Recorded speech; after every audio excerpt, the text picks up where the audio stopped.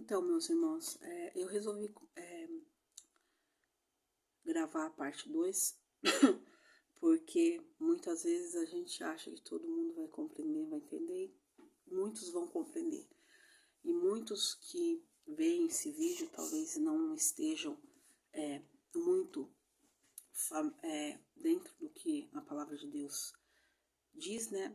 E pode ser que falar, mas o que fala em Jeremias que eu não entendi, não compreendi.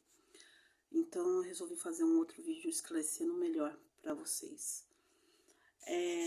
Não ligue, tá? Meu cabelo bagunçado e meu celular não é muito bom, a imagem é meio ruim. Mas o que importa é eu entregar. A palavra de Deus é aquilo que Deus mandou eu entregar. Se um coração for tocado, é isso que importa, né? Se um coração, o que eu falar chegar ao coração de uma pessoa e a pessoa compreender e se arrepender, a palavra de Deus fala que uma alma salva já vira festa no céu, né? Então eu vou ler aqui a palavra que Deus entregou para mim, tá? Que está em Jeremias, né, como eu já havia falado, Jeremias 18, do 2 até o 6.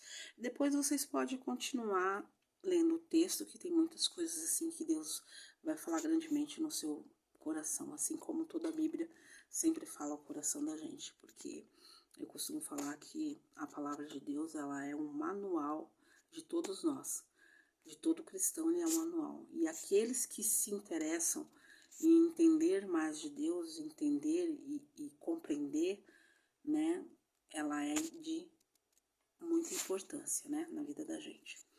E a palavra de Deus vai falar assim: a palavra do Senhor que veio a Jeremias dizendo: levanta-te e desça à casa do oleiro, e lá te farei ouvir as minhas palavras. Desça à casa do oleiro, eis que ele está fazendo a sua obra sobre as rodas. Como o vaso que ele fazia de barro se quebrou na mão do oleiro, tornou a fazer dele outro vaso, conforme o que percebeu bem aos seus olhos fazer. E veio a mim a palavra do Senhor, dizendo: não poderei eu fazer de vós como fez esse olheiro? Ó casa de Israel, diz o Senhor, eis que como barro na mão do olheiro, assim sois vós na minha mão, ó casa de Israel. Linda essa palavra, né? Israel seria nós, né? E Deus levou Jeremias à casa do oleiro e pediu para ele observar enquanto o oleiro estava trabalhando.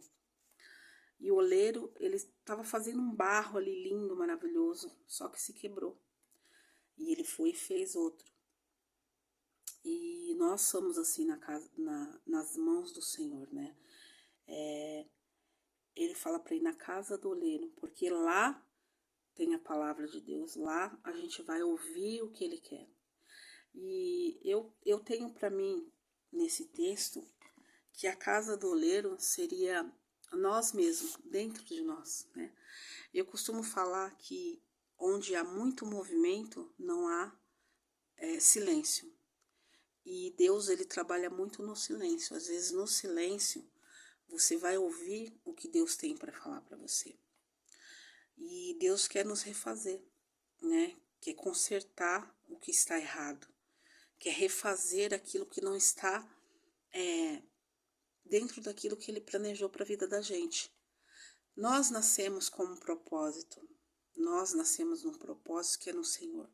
O propósito que somente com a intimidade com o Espírito Santo, a gente tendo a intimidade com Deus, que Deus vai nos passar e vai nos falar qual é o propósito.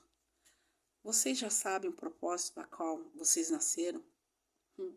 No decorrer das nossas lutas diárias da nossa vida, a gente vai crescendo e vai se perdendo, vai se desviando desse propósito. E muitas vezes, para a gente voltar ao propósito que Deus nos colocou, a gente tem que voltar à casa do oleiro, ou seja, voltar lá atrás e nos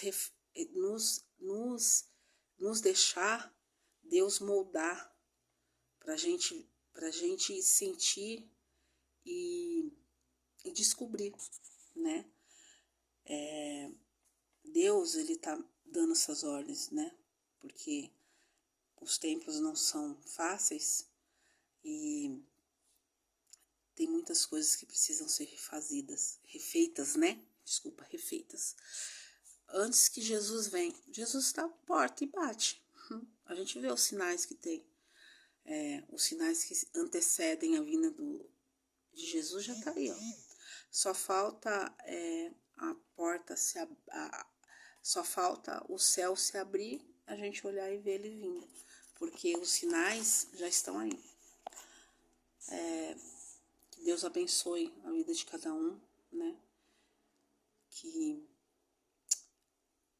Deus encha cada um das tuas bênçãos, da tua graça, em nome de Jesus.